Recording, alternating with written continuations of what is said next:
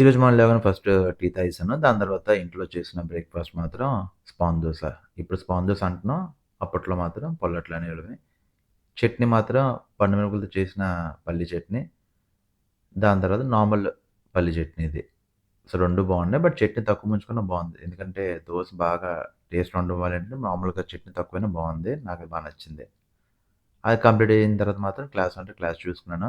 మధ్యాహ్నం లంచ్‌కొచ్చేసరికి 2 పుల్కా, బెండకాయ ఇంకా వడియాల కర్రీ. 2 తినిన తర్వాత రైస్ ఏసుకుందాం అని చెప్పి రైస్ ఏసుకున్నాను. బయట నుంచి తెప్పించాను పొడి, కరివేపాకు పొడి.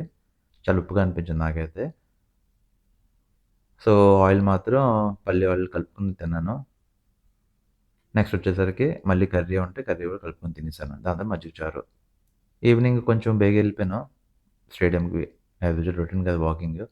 ఎళ్ళిపోయిన తర్వాత 3 రౌండ్స్ వాక్ చేసి ఇంటికొచ్చేసాను. ఇంటికి రాగానే బ్లాక్ టీ తాగాను. ఈరోజు ఏకాదశి సో, టెంపుల్‌కెళ్దాం అని చెప్పి రెడీ అయిపోయాను. టెంపుల్‌కెళ్ళిపోయాను. ఎళ్ళగానే మాత్రం వెంకటేశ్వర స్వామి గుడికి ఈరోజు శనివారం ఇంకా చాలా రష్‌గా ఉంది. సో, కొంచెం మన పక్క నుంచి అలా సైడ్ నుంచి లాగించాం లైన్‌లోకి. దర్శనం బా జరిగింది. ఇంటికి రాగానే ఆకలనిపించి సేమియా పాలు ఉప్మా కూడా తినేసాను. దాని తర్వాత హాట్ చాక్లేట్ మిల్క్ తాగి రొటీన్ ఎండ్ చేశాను. బాయ్.